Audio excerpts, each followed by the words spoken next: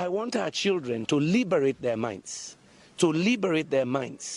from this receivership mentality, aid-dependent mentality that somebody else has to come to Africa to solve our problems. That's not what I see in Asia.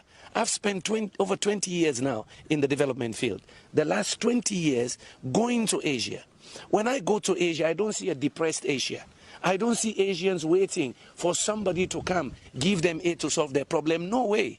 I see Asians thinking competitiveness, technology transfer, trade, and they're ready to be creative to compete. We are not the only ones who had conflict. Cambodia had conflict. Vietnam had conflict. In fact, in the 60s and mid-70s, they were referring to Cambodia, Vietnam, Laos, and others as basket cases. They recovered, they transformed, and today, yes, they're self-sufficient in food production. They're major industrial hubs for producing goods and services which are bought by OECD, rich OECD countries. What am I saying? None of us are destined to be poor. No nation is destined to have disease, disasters, and death only. It depends on the creativity and the determination of their people. And for us, the difference between us and many Asian countries is that God gave us everything. And you heard me talk about the Garden of Eden syndrome. And that is not from me. That's from Ali Mazrui back in '81. Because somehow, because God gave us everything, every season something grows. And the minerals are everywhere. My country, they just discovered one of the largest pieces of diamond ever in the world. 706 carats. They just discovered it last week. God gave us everything. So somehow it seems our creativity died. Somehow it seems we are not as aggressive and ambitious as we're supposed to be. I want our children, since we may have failed them with all these isms you mentioned, yeah? I want our children to believe that they can be a Bill Gates. I want them to believe that with all this God-given wealth, oil and gas, bauxite, iron ore, titanium, you name it, that in fact they can capture this 21st century. They're good as anybody. If I can leave poor Sierra Leone, that has been ranked at the bottom of the heap for almost 3 decades, we're amongst the 5 poorest. Back in 2008, we were the poorest of the poor, the lowest human development index. If I can defy that and go to such a level globally, it means any kid can do it. And I don't want anybody making our kids depressed, less creative. That's why I chose that topic. And Ghana, in particular, is a good choice, because you have led the way in many things. Your vision, in fact, of Kwame Nkrumah was 50 years before he's, ahead of time. But Ghana is in a position today, with your newfound wealth of oil and gas and your strong agricultural base, to say, fine, we show the rest of Africa what it means to be successful. That is very interesting. Frankly speaking, you've just mentioned oil. I was going to ask a different question, but I'll just touch it briefly and then we go back. In 2010, you were here. And that was the time that we started, this whole prospecting for oil and getting oil. And listening to you yesterday, you said, whilst on your way back, you wrote an article.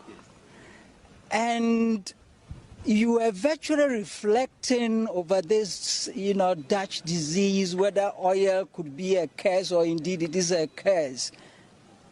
From 2010, today you are here. What reflections do you have? Well, let me put it in context. I had the privilege then. Kofi Annan had invited me, Excellency Kofi Annan, Ted Turner, the billionaire founder of CNN, and I was here with Andrew Young, one of the civil rights liberators in America. And yes, we visited Takoradi and I could see the oil rigs. But then we visited Elmina Castle, that used to be almost the capital of slave trade. And what dawned on me as I was coming back on the plane, I started this article defying the Garden of Eden syndrome, which was published around the world a few months later. 2 things struck me. I say, here I am in Elmina Castle, when Africans were exporting their young between the age of 15 and 35 to the New World to give them energy to transform, to industrialize at that time. I say, now they discover oil and gas around the same location. You are in Elmina Castle, you can see the bay, right? I say, now we have oil and gas in Ghana. Will we do the same thing, export oil and gas to light up the rest of the world, and we remain in darkness? Yeah. Will we use oil and gas the same way we've done cocoa and coffee? You pick from the tree, Garden of Eden, you dry it and you export. You don't add value. I say now, can Ghana learn from other countries like Malaysia to say, fine, and both of you got independence the same time. Now we have oil and gas. We immediately take a decision that we Ghanaians will begin to make plastics from our oil and gas. We immediately take the decision that we Ghanaians will now produce fertilizer to power our agriculture, because we're already one of the top agriculture producers of Africa, to make us even better agriculture producers, to use more fertilizer.